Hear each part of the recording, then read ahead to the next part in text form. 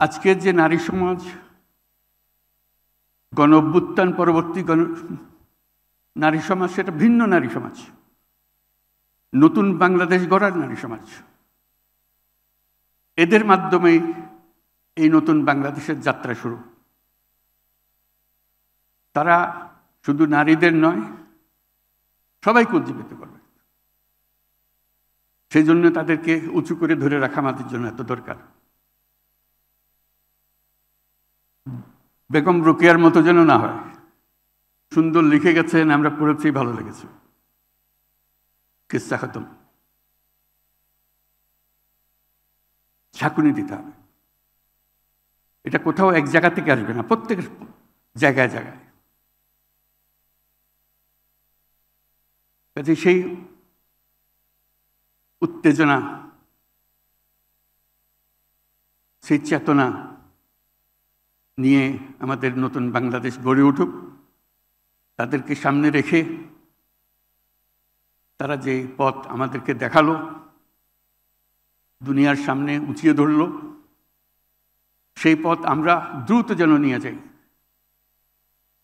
এর মধ্যে অনেক পরিবর্তন হয়েছে। আমি একটা পরিবর্তনের কথা বলি। আমরা যখন বিশ্ববিদ্যালয়ে পড়ি, অনেকের সেই অভিজ্ঞতা আছে, আমরা যখন বিশ্ববিদ্যালয়ে পড়ি, ইকোনমিক্স অনার্সে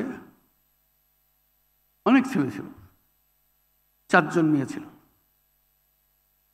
প্রায় বিভাগে তাই, কোনো বিভাগে কোনো মেয়েই ছিল না।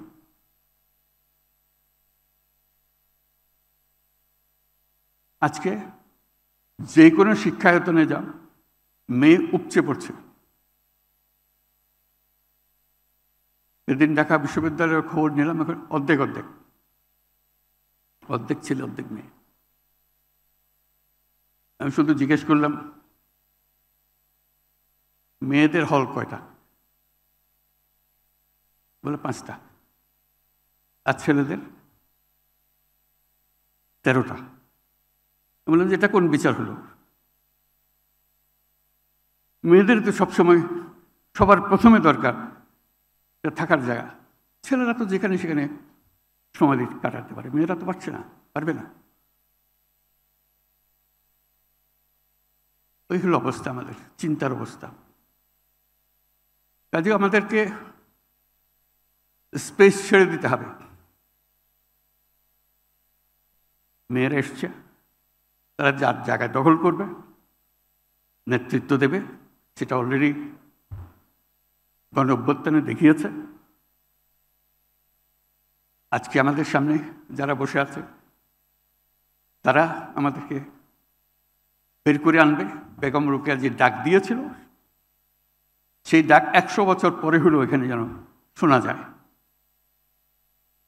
আমরা যেন এটা করতে পারি। ওই যে বললাম যে প্রত্যেকের জীবনী লিখতে হতো, এটা কঠিন কাজ।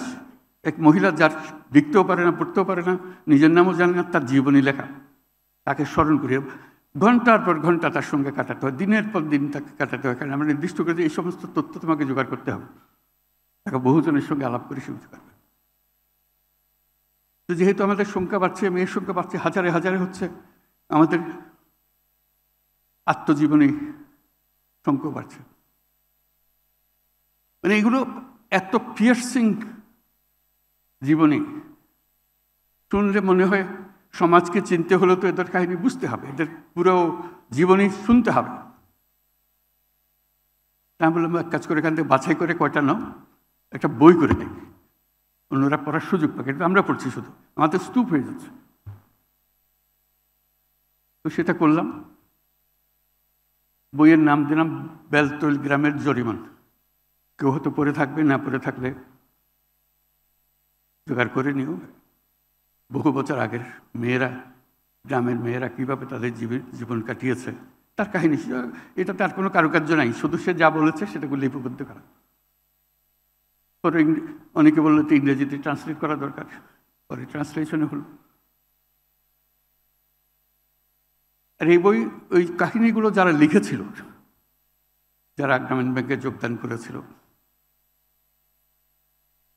তাদের অনেকে পরবর্তীকালে অনেক উঁচু দরের পেশায় নিযুক্ত হয়েছে। যেমন এই বেলতল গ্রামের জরিমানের লেখার এক একজন হয়তো এখানে আজকে উপস্থিত আছে, তারা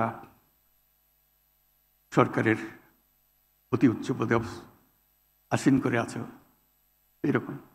কিন্তু ওই স্মৃতি তার নিশ্চয় থাকবে যে যার সঙ্গে আমার পরিচয় হয়েছিল, যার জীবনে আমি লিখেছিলাম তার কাহিনী।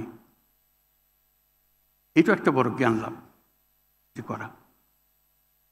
আজকে এদের উসিলায় আমরা যেন আবার নিজের দিকে তাকাতে পারি, আমরা কোথায় আছি। বেগম রোকেয়া যদি স্বপ্ন দেখতে পারে, আমরাও তো পারি স্বপ্ন দেখতে, অসুবিধা কি? দেখি না একবার বেগম রোকেয়া কদ্দূর এগিয়ে দিয়ে গেছে, আমরা অনেক দূর নিয়ে যাবো।